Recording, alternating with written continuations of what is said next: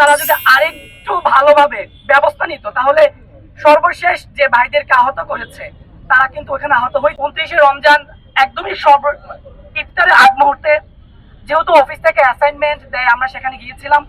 তো আমি জাস্ট যাত্রীদের সাথে কথা বলতেছি যে আমাদেরকে তো অফিস অ্যাসাইনমেন্ট দিচ্ছে, তো যাত্রীদেরকে আমি বললাম যে আপনাদের কাছ থেকে অতিরিক্ত ভাড়া আদায় করে কিনা।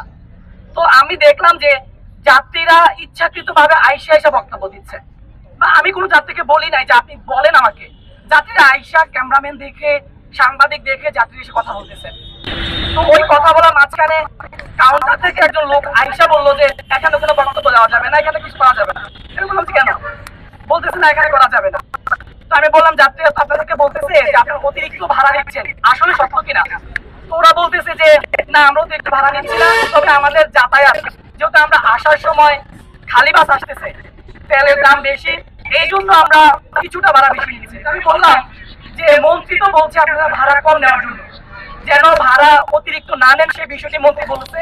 তার কিছুদিন আগে মন্ত্রী ওই এলাকায় গিয়েছে, সেখানে আমিও ছিলাম, আমিও নিউজ কভার করেছি।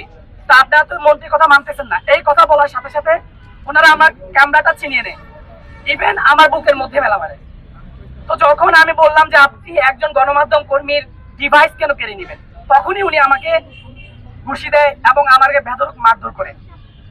এই সামান্য কথা থেকে উনি শুরু করে আমি সেখানে যখন আইন শৃঙ্খলা বাহিনীর কাছে নিজে নিরাপত্তা চাওয়ার জন্য যাই, তখন আইন শৃঙ্খলা বাহিনী যাওয়ার সময় বলে যে কাকে নিয়ে আসছো তোরা নিয়ে আয়, এভাবে আমাদেরকে বলতেছে। তো আমরা তো জানি বাস কাউন্টারে যারা থাকে তারা তো কেমন লোক হতে পারে আমরা সবাই জানি। তো আমি ওদের সাথে কথা না বলে আমি সরাসরি আইন শৃঙ্খলা বাহিনীর কাছে যাই, ওরা আমার কাছে আসে।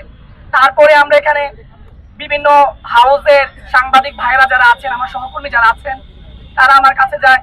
সেখানে যাওয়ার পর যে জিনিসগুলো দেখলাম, ওইখানকার যে সভাপতি এবং সেক্রেটারি, ওরা বারবার আমাকে বলতেছে আপনার কি লাগবে, সমঝোতা আসে কিনা, আপনি সমঝোতা আসেন। তো আমি বললাম যে ভাই আপনি একজন গণমাধ্যম কর্মীর গায়ে হাত তুলেছেন, আপনি সমঝোতা কেন চাচ্ছেন, আমি আপনার বিচার চাই। এই কথা বলার সাথে সাথে আমাকে বলতেছে সেক্রেটারি যে লোকটা, তো এখন তো মায়ের খাইছে তারা বেশি খাবি, এভাবে কথা বলতেছে। তো জাস্ট ওরা একটা মব ক্রিয়েট করে পরবর্তীতে যে সাংবাদিকরা গিয়েছে তাদেরকে মারধর করেছে। এখানে আইন শৃঙ্খলা বাহিনী দাঁড়ায় ছিল। আমি বারবার বললাম যে আমরা এবং আইন শৃঙ্খলা বাহিনী যারা আছেন তারা আমরা একে অপরের পরিপূরক, আমাদেরকে সহযোগিতা করুন। যথেষ্ট পরিমাণ সহযোগিতা করেছে এটা সত্য, কিন্তু তারা যদি আরেকটু ভালোভাবে ব্যবস্থা নিত তাহলে সর্বশেষ যে ভাইদেরকে আহত করেছে তারা কিন্তু ওখানে আহত হইত।